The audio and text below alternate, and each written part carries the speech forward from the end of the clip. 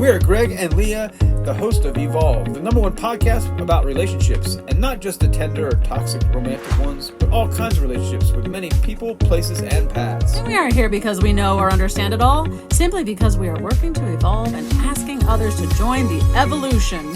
So join us in this next episode of Evolve.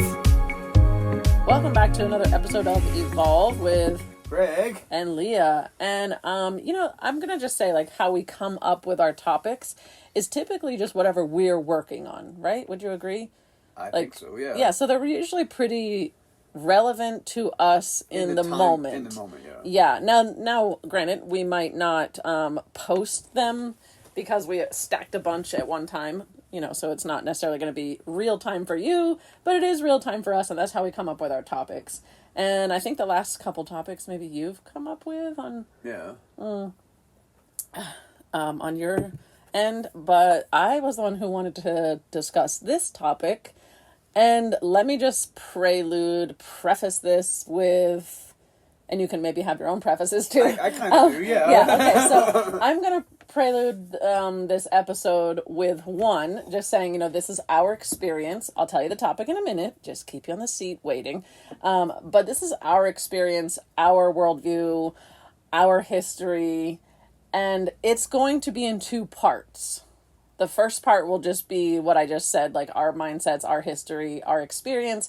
And the second part will be what we're trying and working to evolve towards. So what kind of prelude do you want to have?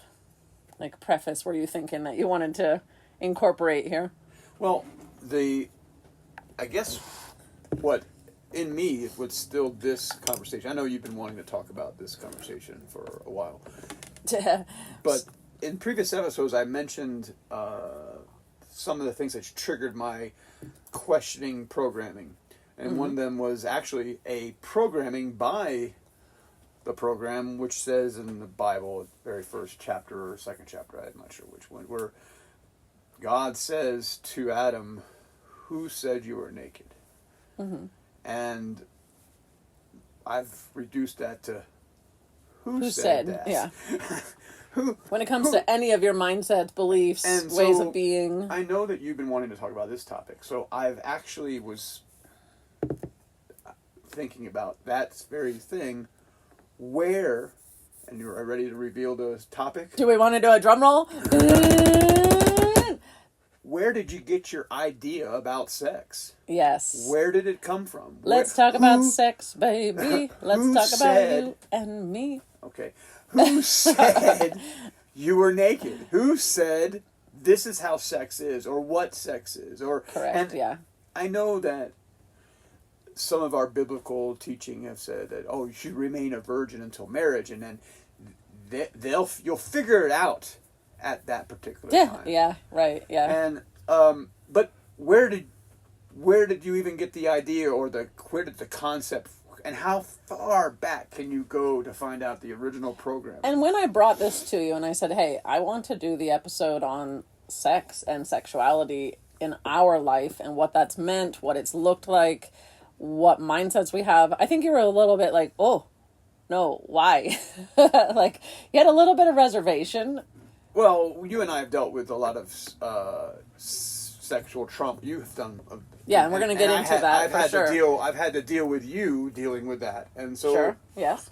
It is... And then... And sometimes you've been really great and helpful and healing, and other times it's been difficult because of where you come from. Programming. So, yes, so... The question is, first off, where did you get or who wants to go first? Do you want to go first? Where did you get the idea of sex? Okay, so I'll go first since it was my topic, since we tend to do that, whoever brings a topic to the table starts and opens, because obviously they have a thought behind, what they want to share. So I wanted to bring this up because, one, it is huge in society, but it's also the number one, aside from finances, reason people get divorced, or that relationships in general don't work out. And if this is a relationship podcast, promiscuity, then somebody having sex with somebody else, and relationships infidelity. in general. So sex is a big topic. It's in everything, everywhere. We're really submersed in it, but are we submersed in the right mindsets and beliefs of it? And that's what I want to start talking about. So my history, we'll dive into mine and what my thoughts were and what my like how I went from like, liquid, I didn't have a clue, to what became like a solid belief in my mind. Whether it was a right or wrong belief, whether it was serving or unserving, how I got there. So my history is, I feel very unfair, but I don't feel like I'm just the only one out there.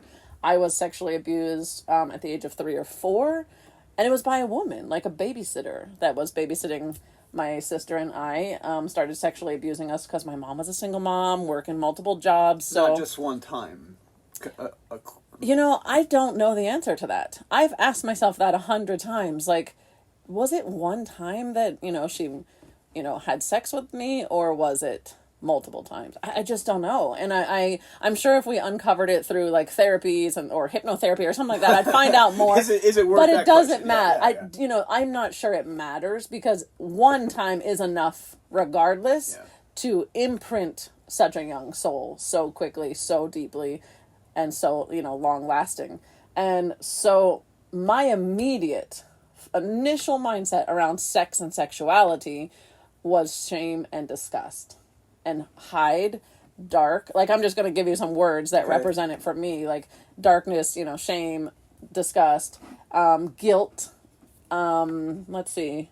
Trying to think of just single words to be able to identify, because I don't recall the narrative of the abuser, but my older sibling, who was also part of this in my life, says that we were going to be, like, the abuser said we would be punished or hurt if we didn't allow this, or we'd be put somewhere, and now looking back, I mean, I've really worked through a lot of that. Like, Becky, we don't normally use names, but Becky, if you're out there, and if you ever hear this, I know you're like 16, 14, 15 years older than me, but I've forgiven you a long time ago, and I really hope that you've found your own healing, because I would assume she was abused. Yeah. And abusers abuse very often. That doesn't guarantee abuse, that just because I was abused, like, I didn't become a sexual abuser or offender.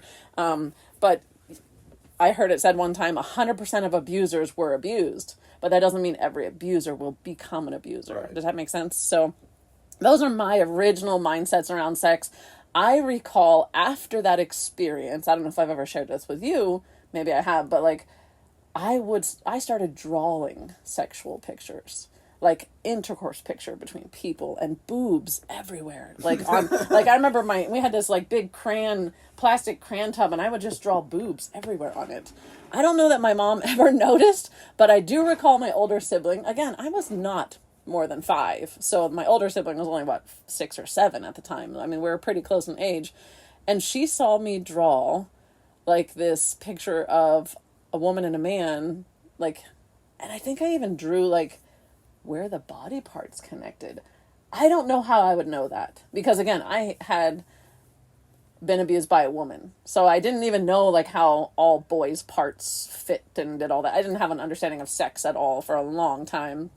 But I remember my sister looking at a picture I drew. She was like, I did it on a chalkboard at my dad's house one time, and she was like, "What do you draw? Erase that." Like, so again, everything became shame. Yeah. Also, another narrative that's very often propagated to our children is, if we see a small child, like, investigating their body, parents will be on that in a heartbeat, like, stop touching yourself. Like, no, girls, put your dress down. Don't have your hands there. Like, boys, get your hands out of your pants. And so shame is built into us very early on. Yeah. But then you add abuse, and it's even worse. I would say the next thing that came up was another round of abuse. My mom got remarried after being a single mom, struggling for a long time. I don't even know how long we had that babysitter, but whatever. And she remarries and marries into a family that, we become blended, yours, mine, and ours. We have older, stepbrothers, and some of them start to molest myself and another sibling in the house. So like, now I'm round 2 of like, before I've even understood what sex should be, I'm 2 rounds deep, at least, into someone violating my free will and my body. And I would say I lost my voice and my ability in this arena especially, but it bled into every other arena of my life at that first abuse event. When someone said, "Don't talk or you will be in trouble." And you have an instinctual knowing, every child does, when there is something off in the atmosphere or just off, like, this is bad. Yeah. I know this is wrong. She shouldn't be doing this to me. So round 2 is, I'm probably about 9-10 years old by the second time that I wasn't. It's funny because the second abuse and the second set of people, I'll say, because it was multiple people in this second time that were taking advantage of me and my body, my developing body at 9, 10, 11 years old, I would say the first was worse because it was actual sexual actions. The second was just being touched and petted and manipulated and brainwashed to allow my body to be used in this way. I don't know why I feel like the first is worse. Maybe because of the nakedness and because of the exposure of organs and body parts, and where the second set time wasn't like that, but it was more painful. Like, I think I looked to those two brothers too. They were much older than me, so to protect me and be there for me and be a bigger brother. So I think it was more of a violation. So I misunderstood at first. I thought you said the first one was the worst one, but you said this. Right. Well, thank you for clarifying that, because I think I did make it sound confusing. The first should have been worse because but it was not. The amount of exposure and what was happening. Right. The second felt like it impacted me more because two males were violating me. And I didn't have a bond with my dad. Like, our dad, I've shared the story in other past times, but dropped my mom, my sister, and I off at a house down the street at 2 years old. And he said, the marriage is over. And that's that's your perspective of that. It's the understanding of the story I've been told. Yes. I have no memory of it. I just know we were in a new house at a certain stage. Yes, thank you. But so that was where I came from, lost my voice. So by the time the second abusers come around, the second wave of it in my life, I didn't use my voice at all. I mean, I think I've shared this with you before, like being in the bed with the one perpetrator, like I was frozen. And I had a sibling in the room with me, maybe even 2. We all shared a room, and this person was in my bed with me, like petting me in places that's, my clothes was on, but still, I froze. And I think what upset me and frustrated me so much as I thought back about it as an adult, like I faked rolling out of the bed and then I said, I gotta go to the bathroom. Oh, I fell out of bed. I gotta go to the bathroom. And I'm like panicking in the bathroom. Like, I can't go back in there and have this being done to me again. What do I do? I was probably in there forever, it felt like. And I just kind of like dreadfully walk back into this bedroom and no one's in there other than the sleeping siblings. And I'm like, oh, thank God. So I just get back in my bed, and then the person comes around, and I see their silhouette. Like, it's like a movie. You see this shaded silhouette in the light of the hallway behind them, and I'm like, oh my God, it's gonna go again. And he said, I'm so sorry, don't ever let me do that again. And I look back on that now, and I'm thinking, you were the older of the situation, and you're asking the younger to say, you tell me, you say no. And I would say, moving forward with that specific narrative right there, that's how I lived my dating sexual life from there forward. Is I would be like, oh, I'll tell you when it's too far. Or how about you, or the guy on the dating scene would be like, you tell me if this is too far.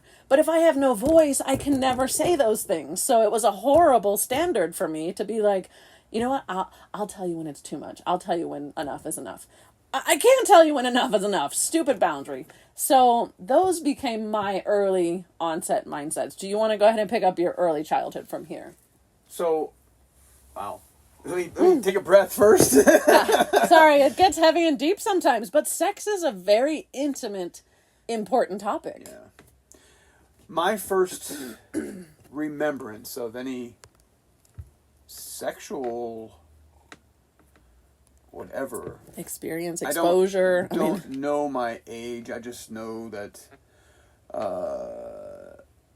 it was in my bedroom by myself, and things were getting stiff, and the pillows. Where are you at age-wise here? I don't know. I mean, for that to happen usually it's like not until like, I mean, that's not true. Infants can have an erection. But for it to correlate to, hey, something's happening here, and you having an awareness, it's usually like 8, 9. I think it was about 8 or 9. I know that my first sexual intercourse was about 11 with.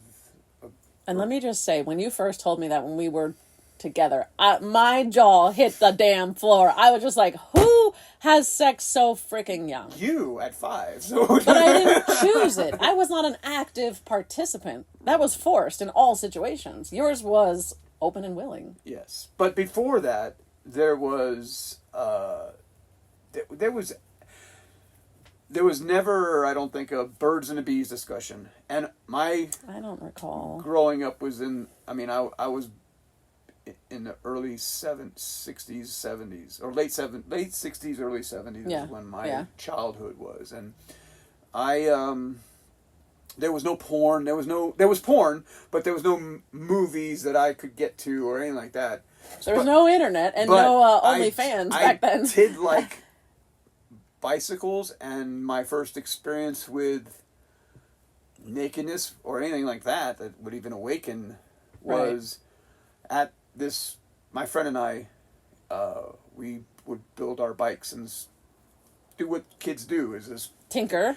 Take apart the bike and put it back together. Well, there was no Target or Walmart then either. Yeah, true. Well, there was Kmart, there was Kmart and Zayres. Yeah, but you couldn't. Sears. You couldn't. If your bike was broke down, you couldn't ride it there. Yeah. So there was this little old man he rented a warehouse right across the street from the street that went across there, or highway, I guess it was. Right across the street that went across the street. Yeah. Anyway, he sold magazines in there, Playboys, and he sold them. Yeah, as well. They were there. I thought you were when you shared this earlier. I thought you were saying they were just there, like on the counter. So after the first experience by myself, and that we saw those, my friends and I saw those things. Okay, but was that like, would you say soft porn, or that was like full exposure? Soft porn, like Playboy. I mean, it was Playboy.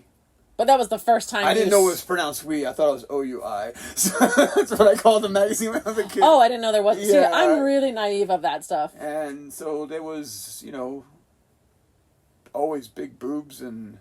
But what age would you say that was at? 9 or 10. Okay, so what was your immediate beginning, or that you can at least recall at this point, feelings around what sex was? Well, it was big boobs and. Well, what did it bring up? Try to think of like what feelings did it bring up for you, and also what feelings were on the edge of that when it came to, am I supposed to be involved in this? So were you hiding? Was there secrecy? Was there, or it was not because you're a guy and there's different standards? I see what you're saying. My first feeling of it was to hide it, obviously. So you bought a magazine and brought it home. Right, and I had a hiding place for it. At first, I kept my stash in my fort in the field. Fort. In the field, yeah. The porn fort. The porn fort. No, just kidding. Then I started bringing the magazines inside the house. And no one caught them? No. I think my dad had a stack of Playboys, too, sometimes. I remember going to my friend Jimmy's house, and his dad had a ton of Playboys. See, and that's what, I did not grow up. My family was very spiritual. We've shared in the past of some that, are spiritual. My house was extremely hyper-spiritual. Yours was church on Sunday. We prayed it was a Baptist. We were brought up Baptist. Baptists have a lot of rules, different rules. Well, my mom was Catholic too before that, but it's a whole other episode. Yeah, so staying around, again, what feelings, because we're talking about what created the mindset, or at least expand on your mindset that started developing from these situations. Well, then, I remember hiding it for sure. And then, again, like I said, experiencing sex for the first time. And then this energy of, I just had a ton of energy. And as most boys do, we... Mm-hmm. But you were also diagnosed with ADHD very early, and so you had extra energy. so masturbation was crazy. I mean, and but that you would say that became something that started after all of these experiences. Oh yeah, and well, exposure? it actually started it because, like I said, that first experience, like the catalyst to right, and then so there was no. And this is where we came up with the original. Who said you were naked? Who programmed your original programming? Yeah, where'd your programming come from? If I could say what my programming was porn, friends, dirty jokes. A dirty joke on no, here. I'm not Okay. I didn't know if you were going to try to share one. I was thinking of that, but I'm not going to do that now. We don't have to go there. But your friends are always, and then they find a picture. I remember. Then after that, just having a picture of Bo Derek in my But wallet. see, your parents didn't say, like, and especially if your dad had any kind of porn magazines in the home, there was an acceptance to that, oh, this is what boys do. Right.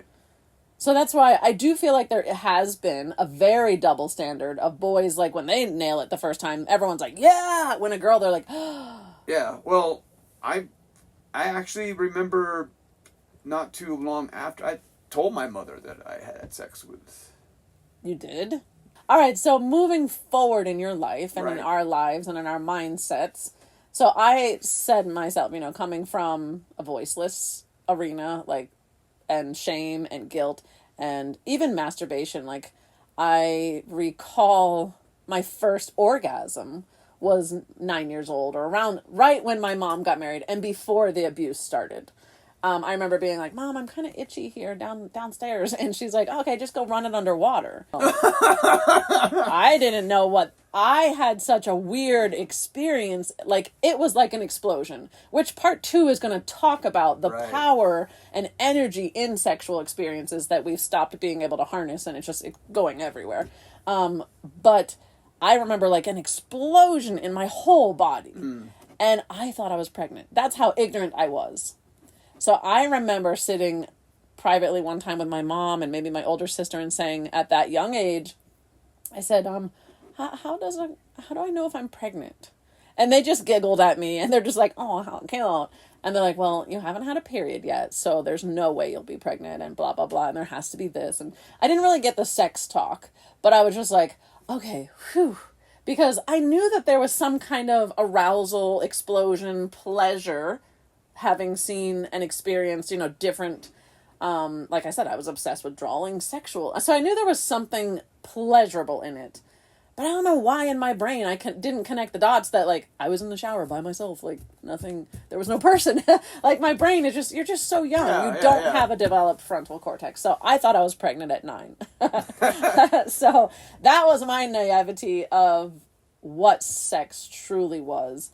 But then as I realized, like, wow, okay, self-pleasure is nice, but I had such an ingrained belief system of the abuse, what that brought, the shame, the guilt, the disgust, but also religious trauma I'll say religious trauma. I didn't think it was that then, but, like, there's such restrictive boundaries on sexuality in the religious circles. Not just Christianity. You could probably pick any religion of the world and they're going to have some sexual boundaries that they're like, no, only this can happen, only this way. Otherwise it's not pure. Otherwise it's not this. So, I'm sorry, go ahead. No, go ahead. I was going to say, I didn't have the religious programming like you did at all. And that's what I'm saying. We do have very different programs. I don't think my mom was stupid that didn't think I had the magazines. In fact, I remember her having... But I think she even mentioned, no, we've actually talked to your mom and she knew your dad had magazines. No, I'm talking about me. But even still, she couldn't be mad at you having them when she allowed your dad to have them. So it would I don't think she cared. And she didn't... It's what boys did back then. And so... Or always, who knows? I forgot where I was going with that, but... Oh, well, it'll come back to you. Yeah. We were talking about this religious mindset versus not. I didn't have that. So I didn't have that kind of guilt. In fact, even in as a... But not totally true if you were hiding things. There was some kind of a knowing that I'm probably not supposed to do this, and it's probably not, I remember my mom... Okay. One time, I guess she knew I was using too much Vaseline or something. And she told me, this is a programming that she established just by... I think she only said it once. It only takes one and she said, to program. She said, in the conversation, that's all I heard. There probably was a whole lot more said, but all I heard, or all I can remember, was, if you continue to do that, you'll never, ever be able to satisfy a woman. And that is a programming. Absolutely. And I unprogram that. I'll be the best to satisfy a woman. And you are pretty good. let's just get that out of the way. You're a very conscientious, sensitive lover. Well, and I appreciate Well, thank you. Yeah. Now he's all flustered. But you are not. Yes. And we're going to talk about that. We are absolutely going to talk a little more about that. But because going in back to because we regressed from the religious standpoint, I didn't have that kind of guilt where I was going to be. It was sin, or you're going to die and go to hell, or over and over like your family was. You had I think nightly it was talked about nightly devotions on not touching yourself. I didn't. I got one time saying and so I didn't. I went to the other extreme, and then I'm at the age of puberty, and VHS is coming out. MTV and all that starts VHS, coming in the 80s. Videos of I'm now involved in rock and roll, which is all about sex, drugs. I'm and now music. going into middle school. It was. So you would say free for all. Yeah, you of pretty learning. much went into the deep end. I'm going to have sex everywhere. Anywhere, I jumped with into whoever the I want. pool. At that time, it was the older generation, my brother's age and older, which my brother's 4 years older than me, was the flower child, the Led Zeppelin. So I'm the very end of the I'm Led Zeppelin into Black Sabbath kind of thing. I'm the rock and roll. But even so, so let me ask you a videos question. came out, you got Hot for Teacher videos for Van Halen, and you're seeing all this stuff, and your brother brings home magazines and things as well. So I wanna ask you then, with all the visual stimulation that you had, because I didn't have any visual stimulation. I didn't have that. I think the first time I saw a porn thing was when my mom got remarried. They went to some church thing, and all of the older siblings were left at home, and we were getting like a sketchy porn channel. Oh, the yeah, that was like all the fuzzies. That's probably. I see a boob. and again, I was probably about 9. That was my first experience of like, oh wow, real porn. But would you say, or I don't want to ask a leading question. With all the visual stimulation that you had in your life, what kind of ideal and ideas did you start building around what sex was supposed to be? Well, I was an 80s porn, late 70s, early 80s. And I have seen kid. some sense. So lame. Oh my God. It is. Here's the programming. There is kissing. Mm-hmm. That leads to petting real fast. Leads to a lot of oral sex on both parts. To then intercourse. To actual ejaculation, which is either never inside. It's always on the outside of somebody, either on their face or on their stomach. Right. That is the programming that I had. So the process. Sex starts with got to be some corny ass music playing. I mean, so it was pretty cheesy. And so that and in my early teens, we would whenever some of the partner experiences that I would have, I would start out watching porn. And I do feel like it built expectations on both parties. Women saw that or understood that I'm supposed to play this role. Right. And men were like, that's the role you're supposed to play, so I can get to here. Right. And that's where I wanted to kind of come into. So now, coming from both of our experiences, how did this play a role in our marriage? We've got a couple minutes left. I want to wrap up of just what has sex in our relationship been like, coming from these mindsets. And then us, I will say, let me fill in the gap here real quick. When we did get together and we dove headfirst into ministry and all of these other belief systems, we then started changing some of those. So like, you didn't have porn around all the time. Like now it's a definite no, it's a sin. And now you are in a constraint in the religious mindset that godly men don't look at these things, do those things, participate, and only your wife is your only outlet. And here we come into a marriage. You have a wife that's, like you just said, honestly, not considerate, not free with her body, not safe feeling in that arena of sex. And you coming from, hey, this is how it's supposed to be, like a porn movie. I can't watch porn, so we need to play this, and I can't play this. I've been married twice prior to this. True. And so there was all... And I didn't even consider the cycles of women's body. I didn't even know until I met you. As far as I'm not saying I didn't know that women had a period. Right. I just didn't have connection or correlation to what they might be feeling throughout a month at different times. They don't want sex. Yeah. Why don't you want sex? Yeah. We're supposed to have sex. The TV shows that people have sex anytime, any place. What's wrong with you? At that time, there was no. I had through those two marriages, there was still no religious background in how sex was supposed to be. You had a background, but not in that sense of so where you when dove you and into I as first adults. met, and then we both have a little different stories of how we ended up in bed together, but we ended up in bed together. Yeah. And then we ended up we were friends. Friends with benefits, and then we were engaged, and so actually we were engaged, and then I think we actually had intercourse. But want then to be knowing how religious you were. Right. I was already diving headfirst into religion anyway, because my world had gone to hell in a handbasket, and I was so why not try this route? Yeah. I'm going to do it right. So I took a whole course on studying how to be a religious or a godly man, husband of God. And was part of that of that about sexuality and stuff? Yes. And it was also that, there is knowing what your responsibility was, because I was supposed to be able to keep you in check with your responsibilities. Yeah. And then the further we dove into religion, and we went from, in my case, I went from freedom of everything into... You had a lot of boundaries. Tight boundaries. But they were also expectations. You're supposed to have sex 3 times a week. You are not supposed to have sex when she's having her period. And so it was all specific shit that Moses, whoever he is, said. Right, and that's how it all became. Yeah, so I like how you said that. You went from a completely open field to you are now in a confined space. Right. Like, you took yourself over the years. And we did it together. We together we every agreed step on of the these. way we've agreed. But I would say, like, we're going to be 25 years in August.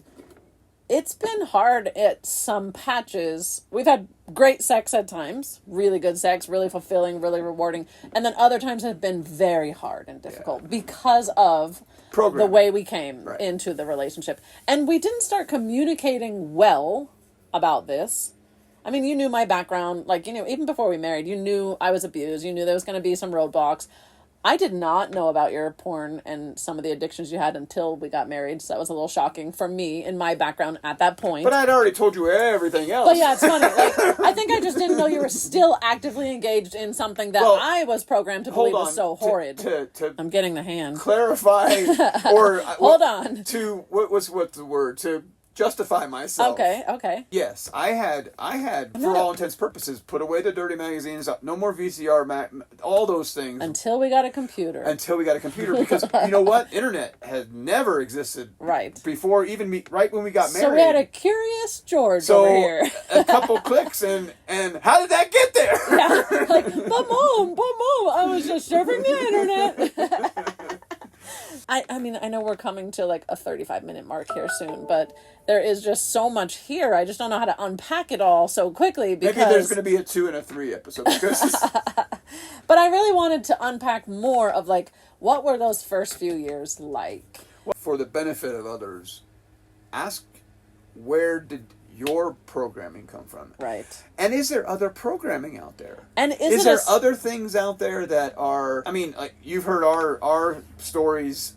We went, like, yours is all religious. Mine's kind of more, typical like, stereotypical, like, family. Yeah. Go get them, Tiger. Secular family. That's what I was trying to say. Yeah. But just how we brought these mindsets into the bedroom. And then when we started being married and much more adhering to what we were being told and how we absorbed and translated healthy sex in a Christian home, it changed so much for you. The other thing that changed, and I think I've said this I actually cared for you. Versus the other relationships in your past. I'm not saying you didn't care or love. Yeah. There was a need for protection, to be the protector. True. Where those other two, they were self-sufficient. They were pretty strong-willed, and not that you're not a strong-willed person, but they were different ways. They were a whole different mindset. Yeah. And so I felt because of the abuse that I needed to protect you. Right.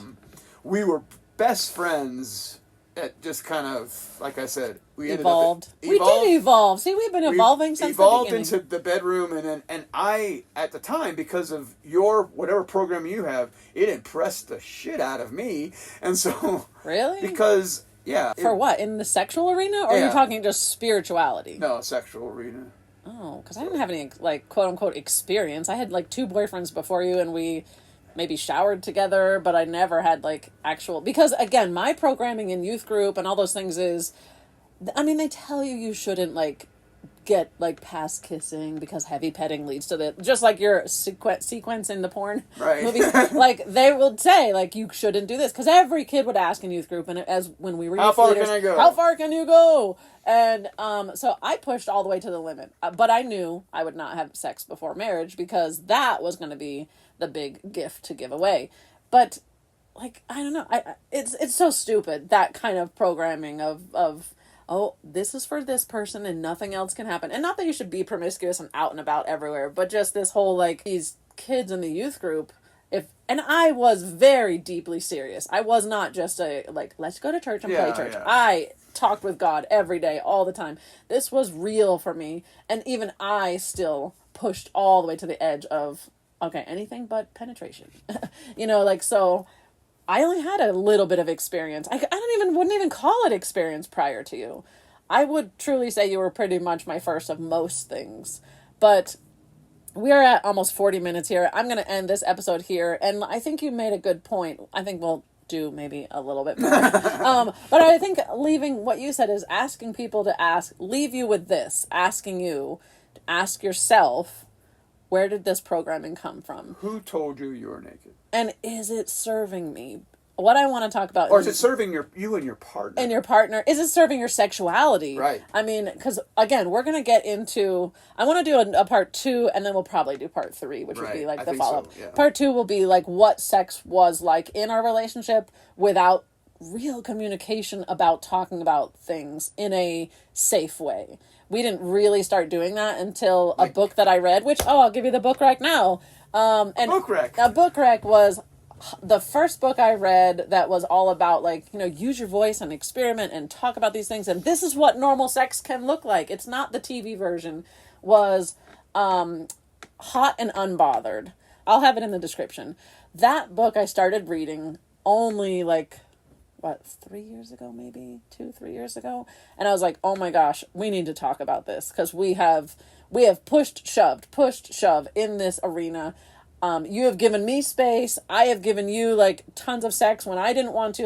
It was a lot of contention in this arena because of the programming and because of the boundaries we were putting ourselves in that said only your spouse can satisfy you. You cannot masturbate. You cannot do these things. So you were frustrated. I was frustrated. So next we'll talk about that, but check out the book. It's extremely intense. So don't, if you're going to be offended by stuff, there's pictures and there's topics about a lot of things, but it's so good about just communicating and understanding your sex and sexuality. So ask yourself, what is my mindset about this? And we'll pick up next episode on our relationship. And subscribe, and please comment. If you have a comment about anything about this topic, we would love to hear. We would love to hear from you. Until next time, be evolving, people.